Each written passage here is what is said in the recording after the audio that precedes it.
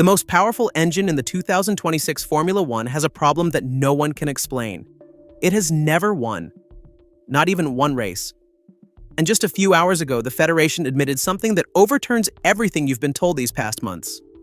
Stay with me, because in these next minutes, I want to show you how the team that built the best engine on the grid ended up trapped, punished, and blocked, precisely by those who were supposed to guarantee sporting justice.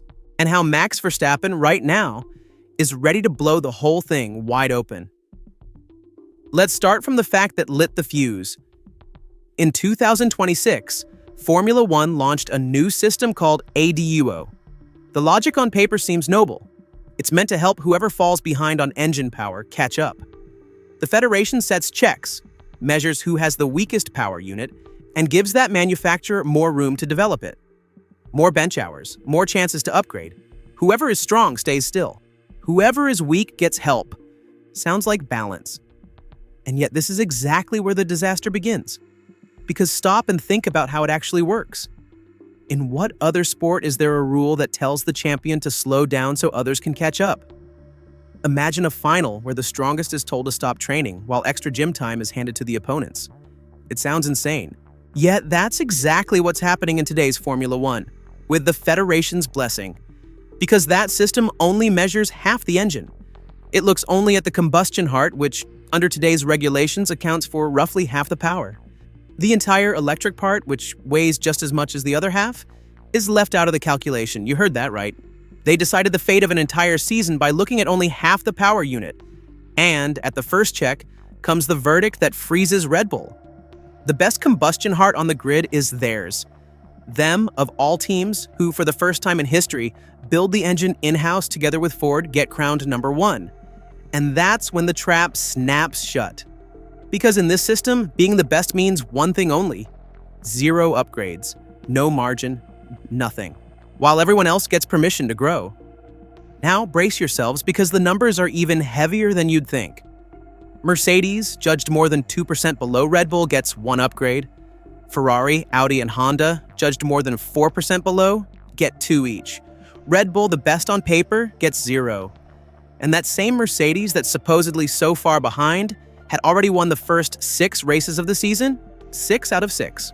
With the engine the Federation calls weak, stop for a second on that. The weak engine wins 6 races in a row.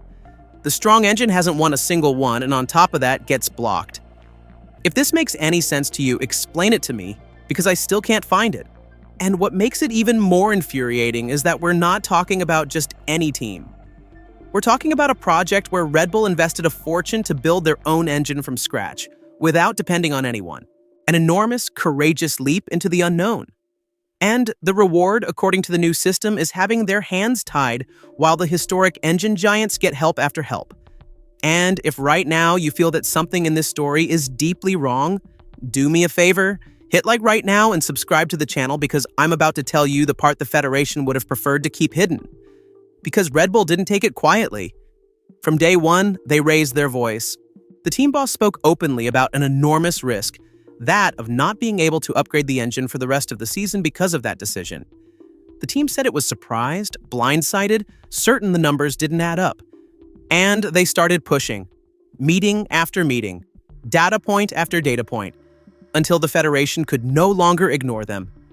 And then came the thing nobody expected. The Federation, which wanted to close the matter quickly, backed down. It postponed the final decision. It agreed to review the calculations. It promised to re-examine the data from the first races and to recheck the power sensors mounted on every single car. And just a few hours ago, after a new round of talks with Red Bull, it admitted that the system needs to be corrected. Adjusted, fixed. Not in those exact words, but that's the substance, and everyone in the paddock reads it the same way. The Federation's perfect machine was not perfect at all.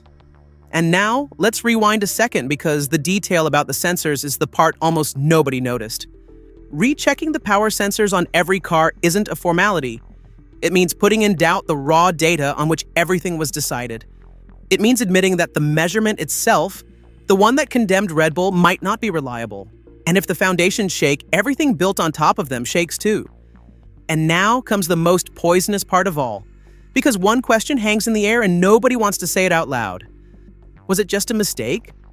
A simple error in a new and complicated system? Or is there something else? Really think about it. A system that rewards those who fall behind ends up punishing those who work better. A system that measures half the engine ignores exactly the half where the most valuable secrets are hidden. A system that crowns Red Bull, the one that doesn't win, blocks them, and frees up their rivals. I'm not telling you it was done on purpose. I don't have proof, and I will never sell it to you as certainty. But the questions remain, and they are uncomfortable questions. Did the Federation get it wrong out of incompetence, or was that system crooked from the very start? And you know what Max Verstappen's reaction to all this was. The most venomous possible. After the podium in Hungary, with that mix of irony and coldness we know so well, he let it be understood that he too would like to receive a bit of that margin, one way or another. A remark tossed out almost laughing. But under that smile, there are months of frustration and a crystal clear message. He understands perfectly what's going on, and he has no intention of just standing by and watching. And while the Federation tries to put the pieces back together, the rest of the grid is already on fire. Mercedes, which dominated the first part of the season, had to overhaul its plans. It wanted to stop development, confident in its advantage, and now it's forced into a backup plan because Lewis Hamilton and Ferrari are coming back incredibly strong. Toto Wolff lost his patience and accused Ferrari of complaining too much about engines. And Ferrari, meanwhile, is preparing a new power upgrade just for Monza on home turf. Honda is bringing a revised version of its engine to Zandvoort, a hidden weapon ready to shift the balance of power. And here, the picture becomes even bigger than it seems. Because if the Federation were to really change its conclusions now, mid-season, it would open up chaos with no precedent. How would those who already spent hours and resources basing themselves on those numbers react? And above all, what happens to the points lost? The compromised races? The decisions made when Red Bull was convinced it was fighting with one hand tied behind its back? Nobody has an answer yet.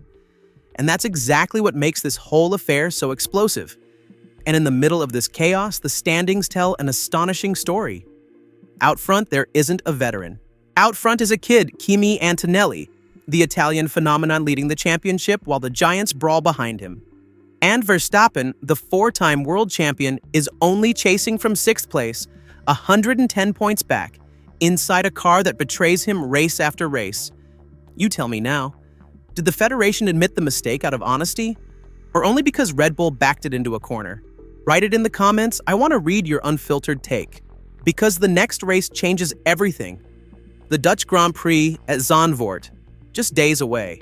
Verstappen's home race, actually his last home race because that historic circuit is about to leave the calendar. He's even unveiled a special helmet for that weekend, and the fans have gone wild. Some even feared it was a retirement announcement. It wasn't. But that gesture, combined with everything else, weighs like a boulder. Picture the scenario. A Red Bull arriving at the track with the Federation forced to admit its cracks. A Verstappen racing in front of his home crowd for one last farewell. And a hunger for revenge that's burning. If this isn't the perfect plot for a stunning comeback, then I honestly don't know what is. One last thing before we go. If you think Red Bull has been treated unfairly, hit the bell and stay right here, because we'll bring you every single move of this war. And the question that still hangs in the air is just one. If the Federation is only admitting now that it needs to correct itself, how many races, how many points, how many dreams have already been burned by a wrong calculation? Think about it, and then tell me. Because in this sport, when the Federation admits a mistake, it's never the end. It's only the beginning of something much bigger.